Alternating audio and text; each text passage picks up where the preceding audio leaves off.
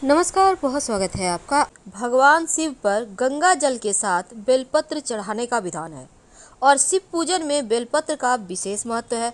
जब भी भगवान शिव की आप पूजा अर्चना करते हैं तो शिवलिंग पर बेलपत्र जरूर अर्पित करें, क्योंकि माना जाता है भगवान शिव को प्रसन्न करने के लिए बेलपत्र सबसे उत्तम चीज़ है या वस्तु है, क्योंकि बेलपत्र शिव जी की नाराजगी को भी दूर कर देता है। शिव पुराण के अनुसार कुछ तिथियां ऐसी होती है जिन तिथियों में बेलपत्र को नहीं तोड़ना चाहिए। उन तिथियों में सोमवार का भी दिन है, यानी सोमवार के दिन आप बेलपत्र भूल कर भी ना तोड़ें, चाहे वो सावन का महीना हो या पूरे साल का कोई भी महीना हो। हालांकि सावन के महीने में भगवान शिव को ताजे बेलपत्र अर्पित करने के लिए लोग सोमवार को ही तोड़ लेते हैं, लेकिन यह गलत है। आप रविवार को बेलपत्र तोड़कर रख लें और सोमवार के दिन शिव जी पर अर्पित करें। तो बेलपत्र के बारे में पुराणों में क्या कहा गया है, क्या वर्णन आता है, चलिए जानते हैं विस्तार से। स्कंद पुराण के अनुसार रविवार द्वादशी के दिन बेलपत्र का पेड़ का अगर पूजा करें तो इससे ब्रह्म हत्या जैसा महापाप भी नष्ट हो जाता है और बेलपत्र का पेड़ लगाने से घर की दरिद्रता दूर होती है और निरंतर लक्ष्मी वर्षा होती रहती है। पुराण कहता है कि जिस स्थान पर बहुत सारे बेलपत्र के पेड़ होते हैं, जैसे घना वन, वह स्थान काशी के समान पवित्र माना जाता है। वहाँ पर हर रोज शिवलिंग की पूजा करें तो स्वर्ग की प्राप्ति होती है, सभी परेशानियों का अंत होता है। शास्त्र तो ये भी कहता है कि अगर आपके पास शिवलिंग पर चढ़ाने के लिए बेलपत्र नहीं है तो आप मंदिर से ही दूसरों के चढ़ाए हुए बेलपत्र को उठाकर धो ले और फिर उसको भगवान शिव पर अर्पित कर दे तो वह उतना ही पूजनीय माना जाएगा। साथ ही बेलपत्र 6 महीने तक बासी नहीं होता है। तो किन तिथियों में बेलपत्र को नहीं तोड़ना चाहिए? कभी भी किसी भी महीने की, चाहे वो शुक्ल पक्ष हो या कृष्ण पक्ष हो, चतुर्थी तिथि, अष्टमी तिथि, नवमी तिथि, द्वादशी तिथि, चतुर्दशी तिथि, अमावस्या, पूर्णिमा, संक्रांति और सोमवार के दिन बेलपत्र भूलकर भी ना तोड़े। एक बार फिर से सुन लें। चतुर्थी, अष्टमी, नवमी, द्वादशी, चतुर्दशी, अमावस्या, पूर्णिमा, संक्रांति और सोमवार। इसके साथ ही दोपहर के बाद बेलपत्र तोड़ने की मनाही है। आपको तोड़ना है तो दोपहर के पहले तोड़ लें। इन तिथियों को बेलपत्र तोड़ने से भगवान शिव नाराज हो जाते हैं, तो आप इस बात का ध्यान रखिएगा। लेकिन अगर आप बेलपत्र का पेड़ लगाते हैं तो पाप का नाश होता है, आप यशस्वी होते हैं। घर के उत्तर पश्चिम में अगर बेलपत्र लगा हो तो यश बढ़ता है। उत्तर दक्षिण में बेलपत्र का पेड़ हो तो सुख शांति बढ़ती है और घर के बीच में हो तो मधुर जीवन होता है। तो बेलपत्र के पेड़ की जितनी महिमा है उतनी ही महिमा बेलपत्र का भी है।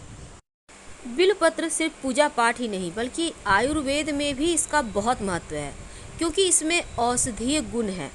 भगवान शिव को जो चीज़ें सबसे प्रिय है बेलपत्र, उन बेलपत्र की महिमा के बारे में हमने आपको बताया। लेकिन आज हम जानते हैं उनसे जुड़े कुछ नुस्खे, कुछ टोटके। अगर बुखार ना उतर रहा हो तो बेलपत्र की पत्तियों का काढ़ा बनाकर अगर दिया जाए तो बुखार उतर जाता है। अगर मधुमक्खी, बर्रे, ततैया काट ले तो उस स्थान पर बेलपत्र के पत्तों का रस डालें तो राहत मिलती है। दिल के मरीजों को बेलपत्र का काढ़ा बनाकर जरूर पीना चाहिए। उनका रक्त संचार दुरुस्त होता है। रक्त संचार अच्छा होने से हृदय मजबूत होता है, हार्ट अटैक का खतरा कम हो जाता है और इनकी पत्तियों का रस पीने से स्वास्थ्य संबंधी बीमारियों में भी आराम मिलता है। तो आयुर्वेदिक तो है ही, लेकिन अगर हम टोटके की बात करें तो देखिए, शिव जी की पूजा के लिए मंदिर जाएं तो बेलपत्र पर शाम के समय चंदन से ओम लिखें तीनों पत्ते पर, और ऐसा कम से कम 3 बेलपत्र लेकर आप लिखें और फिर ले जाकर शिव जी को अर्पित कर दें और उन्हीं 3 बेलपत्र को उठाकर लाकर धन स्थान पर रखें। धन की मुश्किलें दूर होती है, रुका हुआ फंसा हुआ धन भी आने लगता है और बेलपत्र के पेड़ की पूजा करने से लक्ष्मी स्थिर रहती है। अगर कोर्ट कचहरी के मामलों में आप फंस चुके हैं, बेवजह के मुकदमेबाजी में फंसे हैं, तब आप बेलपत्र रामचरितमानस के उत्तर कांड में लिखित श्री राम स्तुति का पाठ करें और बेलपत्र रख लें। जब आप पाठ कर लें तो बहते हुए जल में बेलपत्र को बहा दें। माना जाता है कि ऐसा करने से मुकदमों में विजयश्री की प्राप्ति होती है। अगर संतान सुख की चाहत है तो आप अपनी उम्र के बराबर बिलपत्र ले आए, कच्चे दूध से भरे बर्तन में डुबोकर शिवलिंग पर चढ़ाएं। संतान प्राप्ति के योग बनते हैं। और अगर आप बिलपत्र का वृक्ष अपने हाथों से लगाएं तो वंश वृद्धि होने का वरदान मिलता है। भगवान शिव को जब आप पति पत्नी दोनों मिलकर पूजा करते हैं और बिलपत्र एक साथ अर्पित करते हैं तो वैवाहिक जीवन सुखी रहता है, संतान प्राप्ति का योग बनता है। माना जाता है बिलपत्र के पेड़ का दर्शन करने से दुखों का, पापों का नाश होता है, पितृ प्रसन्न होते हैं। और अगर बिलपत्र का वृक्ष और सफ़ेद आग को जोड़े में लगाएं तो अटूट लक्ष्मी की प्राप्ति होती है। बेलपत्र तोड़ना है, तोड़ने के नियम है। देखिए, जैसे कि चतुर्थी तिथि यानी हर महीने का चौथा दिन, अष्टमी तिथि, नवमी तिथि, चतुर्दशी तिथि और अमावस्या तिथि को संक्रांति के समय सोमवार के दिन बेलपत्र भूलकर भी मत तोड़िए, वरना शिव भी नाराज होंगे और वो बेलपत्र आपको पुण्य फल भी नहीं देगा। क्योंकि बेलपत्र भगवान शिव को सबसे प्रिय है, इसीलिए इन तिथियों को ना तोड़कर पहले से तोड़कर रख लें। शास्त्र तो ये भी कहता है कि अगर नया बेलपत्र ना मिले तो किसी दूसरे का चढ़ाया हुआ बेलपत्र उठाकर धोकर आप इस्तेमाल कर लें तो उतना ही आपको फल मिलता है। अब जो बेलपत्र हैं, टहनी से चुन चुन कर सिर्फ बेलपत्र ही तोड़िएगा, कभी भी पूरी टहनी मत तोड़िएगा। यानी कि आपने देखा होगा टहनी में थोड़ा सा मूठ होता है, गांठ टाइप का मोटा सा, उसको हटा देना है आपको तोड़कर बहुत सावधानी से।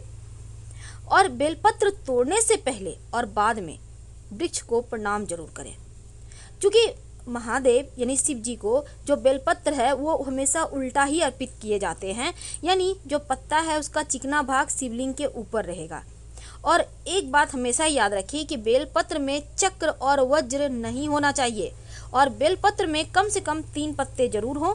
3 से लेकर 11 पत्ते तक होते हैं, जितने ज़्यादा पत्ते होंगे उतना ही अच्छा है। अगर आपको ज़्यादा पत्ते मिल जाते हैं तो शिव जी को अर्पित करने के बाद उठाकर उसको सुखाकर संभाल कर रख लें, ये जीवन में खुशियाँ बढ़ाता है। और अगर बेलपत्र ना हो तो बेल के वृक्ष का दर्शन ही कर लें, उससे भी पाप नष्ट हो जाते हैं।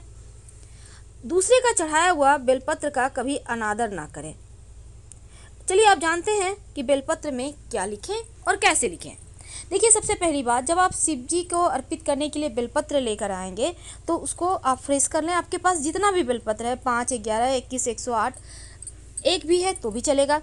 अब इस पर चंदन घिस लें, सफ़ेद चंदन, लाल वाला नहीं। इससे आप डंठल, बेलपत्र के डंठल के सहारे ही राम लिख सकते हैं। राम इसलिए क्योंकि राम जी को, वो उनके आराध्य हैं, शिव जी के। भगवान श्री हरि शिव जी को भजते हैं और शिव जी श्री हरि को, तो राम शब्द वो हमेशा ही जपते हैं, तो राम लिखिए। या फिर आप तीनों पत्ते पर जैसे ओम नमः शिवाय है वो लिख दीजिए। इससे भी आपके जीवन की परेशानियां समाप्त होती है और आप विधि पूर्वक उन्हें अर्पित करें। अगर आप अपने जीवन की विपत्तियां समाप्त करना चाहते हैं तो शिव जी को बिलपत्र जरूर अर्पित करें। लेकिन क्यों? देखिए, शिवलिंग पर जब आप बिलपत्र अर्पित करते हैं तो जीवन की बहुत सारी मुश्किलें समाप्त हो जाती है। पर बिलपत्र अर्पित करने की कुछ सावधानियां हैं, क्योंकि गलत तरीके से अर्पित करते हैं तो पूजा का फल नहीं मिलता। और साथ ही बिलपत्र खाने से क्या होता है, याद रखें कि बिलपत्र कभी भी टूटी फूटी भी ना हो, छेद ना हो, ना ही दाग धब्बे हो। और जब बिलपत्र अर्पित करें तो जो बिलपत्र का डंठल है उसमें मोटा सा हिस्सा होता है, उसको तोड़कर हटा दें। और जब आप बिलपत्र अर्पित करते हैं तो हमेशा उल्टा अर्पित करें, यानी कि बिलपत्र का चिकना साइड शिवलिंग की तरफ होना चाहिए। और बिलपत्र अर्पित करने के बाद जल जरूर अर्पित करें। आप एक ही बेलपत्र को चढ़ाकर फिर उठाकर फिर जल से धोकर फिर चढ़ा सकते हैं, यानी बार बार चढ़ाया जा सकता है बिलपत्र।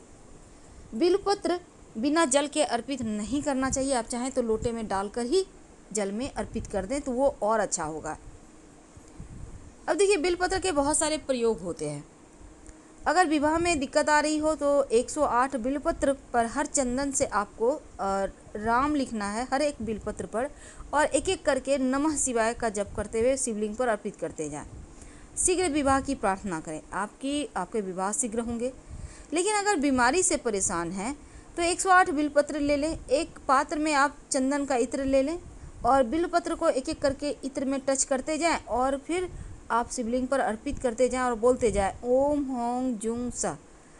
और फिर अंत में जल अर्पित करें। आपके स्वास्थ्य की हर समस्या दूर हो जाएगी। माना जाता है बिल्वपत्र का रस अगर आंखों में डालें तो ज्योति बढ़ती है। अगर बिल्वपत्र का काढ़ा बनाकर शहद में मिलाकर पिए तो खांसी में राहत मिलती है। और अगर बिल्वपत्र का रस आप रोज़ सुबह पिए तो सर दर्द पुराने से पुराना भी समाप्त हो जाता है। तो ये तो थी बिल्वपत्र की महिमा। पर क्या आपको पता है कि शिवलिंग पर अगर आप दूध में बिल्वपत्र डालकर शिवलिंग पर अर्पित करें, 108 बिल्वपत्र ले लें और एक कटोरी में दूध ले लें, एक एक बिल्वपत्र उठाएं और दूध में डुबोकर शिवलिंग पर अर्पित करते जाएं और मंत्र बोले ओम नमो भगवते महादेवाय। तो इस तरह से प्रार्थना करने से संतान की प्राप्ति होती है। शिवलिंग पर चढ़ा हुआ बिल्वपत्र खाने से स्वास्थ्य की किसी भी तरह की समस्या नहीं रहती, बड़ी से बड़ी परेशानी समाप्त हो जाती है। बिल्वपत्र जो शिवलिंग पर चढ़ाया हुआ है उसको खाने से जीवन की हर मुश्किल, हर बाधाएं भी समाप्त हो जाती है। तो फिलहाल आपसे विदा लेते हैं। बिल्वपत्र जरूर खाएं और जीवन की मुश्किलें आपकी समाप्त हो जाएगी। बहुत फ़ायदे हैं। धन्यवाद। हम फिर मिलेंगे। जानकारी अच्छी लगे तो लाइक और सब्सक्राइब करें और अपनों के साथ शेयर भी करें।